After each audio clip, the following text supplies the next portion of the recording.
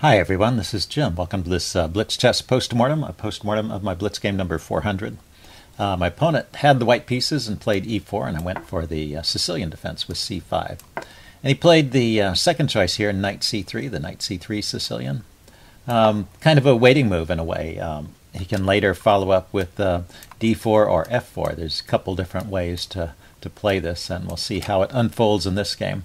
I played knight c6, the main move here, just waiting to see. If you play d6 immediately, that's a little bit, you can play that, but it's a little bit more committal.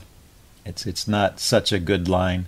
d6, f4 is how that goes, and it gets a decent version of the Grand Prix attack. So this knight c6 move, you're playing this in case white is intending to go for the Grand Prix attack, but that's not what his intention was. His intention was to go for actually a more traditional Sicilian, so he continues with knight f3, and so I could continue with the e6 or d6 or even e5. Now, I didn't really think about this possibility, but this also shows up in a move or two. Here, let's go ahead and put my move on the board. And now d4, and we've just transposed completely into a normal Sicilian after takes, and knight to f6, then we would be in a classical Sicilian. But he played bishop b5, so this is the Rossolimo variation, and I play bishop d7. But there is, like I said, another way to play this, and right here would be a great time to play this move, e5. And you get a Botvinnik setup reversed, I guess, because you have the black pieces. But the Botvinnik setup is this triangle. The knight could come to e7. Actually, let me think about that. Is that the Botvinnik setup? Yeah, the Botvinnik setup comes out of the English, so it's with the c pawn and the e pawn. I was thinking maybe I was off by a pawn. Anyway, I didn't really think of that during the game, but that's an interesting way to play. I think if I run into this line again, I'll probably try something like that. But I go with bishop d7, and we get a traditional Sicilian kind of position here. g6, and we're pretty much out of the opening book here, so we'll just look at the tab. He decided to take here. I took back with the bishop. And now he gets the d4 move in. Maybe he thought to get his queen on this diagonal before I get my bishop there, but I'll have time to prepare for bishop to g7. It shouldn't be a problem. Anyway, in any case, he took with the knight, which it's interesting. I didn't want to give up my light squared bishop. I thought that was a pretty good piece. The engine is recommending just developing the knight with knight f6, well, going after the center pawn. And let's take a look at that, because this surprised me. Knight f6, knight takes. Is there a tactical trick here? B takes. And then bishop to e3, just developing. The engine thinks this is equalizing for black. Well, it does pull a pawn closer to the center and give you a little more center influence, so I guess the computer has a point. Anyway, I went with bishop d7. I wanted to preserve the bishop pair. He goes queen f3, and now I get my bishop on g7. So I get both bishops on diagonals that have a good scope. I'm feeling pretty good about my position. He develops his bishop. Get my knight out, finally getting all my pieces developed. He goes knight d5, and I just castle here. And he goes ahead and exchanges off the knight. I don't think there's much point in that, actually. I think he could have just left the knight there, but the engine is calling for that. But anyway, it's a position which is about equal. And then right here, I'm not going to play the move just yet. His next move, bishop h6, is a bad move.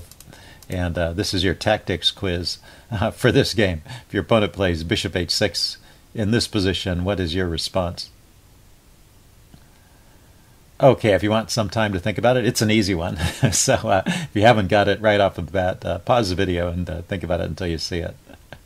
Because it's funny, I missed it during the game, but it's a shame. Yeah. If he plays bishop h6, I can just take his knight. And, I mean, he can take my rook.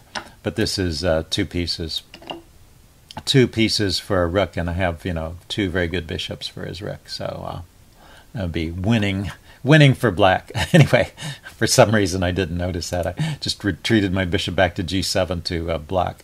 Probably playing too quickly there. That's typically the cause of mistakes like that. So he takes, and I take back. But there's another, I think, more instructive mistake coming up in a bit. So rook a to d1, It's still about even. It's not like I've given away the game with that mistake. I just missed an opportunity to win it. Queen to b6, getting my queen out. b3. I'm not sure what that is. Maybe he wants to put his pawns on light squares to counteract, take squares away from my bishop. But also on light squares, they do become targets. Oh, maybe he's simply just defending the b pawn. Maybe that's the only idea there. Rook to c8, putting pressure on the c pawn. He pumps forward to c4. So like I said, it's I'm not unhappy to see these pawns on light squares because I can later undermine them with moves like b5 or perhaps even d5 if it's properly prepared, maybe with e6, d5. They become targets for my pieces. So, okay, I think I'm doing all right. He played c4. I play a6. Okay, just keeping his knight from hopping out into some of these squares. He goes rook f1, getting his rook centralized. And now I spot this tactic. So this is the move I'm going to criticize. My next move. I play the move h5 just so I can play this cheap shot. And then the pawn on h5 becomes a target later, so it's sort of a punishment. The thing is, after h5, it's not like this accomplishes anything for me. He just moves his queen away, and then the bishop on this square is not really doing anything, so I never even play the bishop there at this point.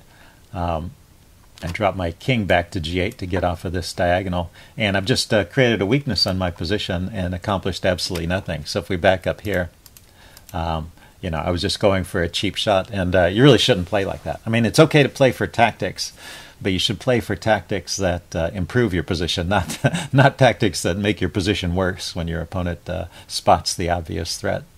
So yeah, that's my message in this video. Don't play like this. So going for the cheap shot, he goes there, he spots it, and he plays a good move.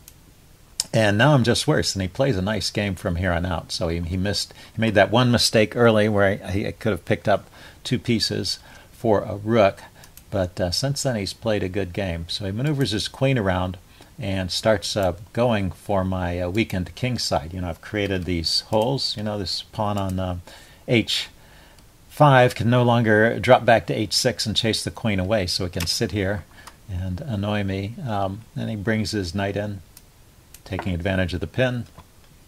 I decide to snap off the knight. Actually, the engine thinks a better defense would be to ignore it for a moment and play queen d8. No, they're both bad. It just takes it a while to find it. Yeah, queen d8 is losing as well. So bishop takes f5 is actually the best move under the circumstances he takes. But now he's creating weaknesses, more weaknesses in my pawn structure here with this pawn on f5. I move my king up to g7 to try and shore things up. Once again, the computer has a suggestion here. Yeah, queen a5. This is a good move now, actually. It's thinking. It's thinking correctly here. Setting up a pin on that f-pawn and slowing it down for a bit. It's not like it gives any kind of advantage to me, but it puts up more resistance is the best way. That's probably the best way to play. And after this, he's creating these holes in my position, and they starts reaping the rewards. I didn't want to grab the pawn right away, but I thought, well, if I surround it and maybe grab it with the rook, then I won't get mated right away. And somewhere along here, like right here, f5 might have been an opportunity to chase the queen away. I went ahead and grabbed the pawn while I could. Still, I've gotten back into the game a little bit. He still has probably a winning edge, but he didn't play the most precise moves. That's typical, I guess.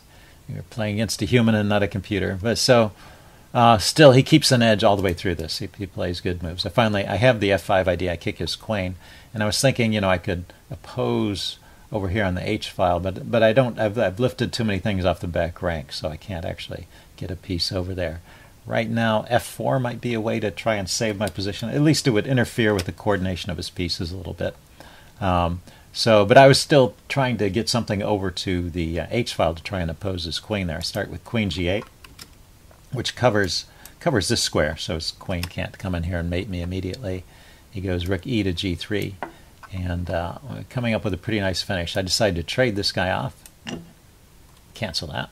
Actually, I can't trade it off. He's going to come back with a rook and skewer my king and win my queen. So I defend my pawn, and he takes. I come back with the rook, and then he's got the check here. And I block with the queen, which is the only move. And he has a very nice tactical shot, Rook h7. Very typical tactic. You check the king away from the defense of the queen. And wherever the king goes, he can just grab the queen. And even if I take his rook, he's going to grab the queen and go on to win the game. So I resigned at this point, but cute game with a nice finish. Hope you guys enjoyed it. Leave any comments you have in the section below, and I will see you again soon. Bye.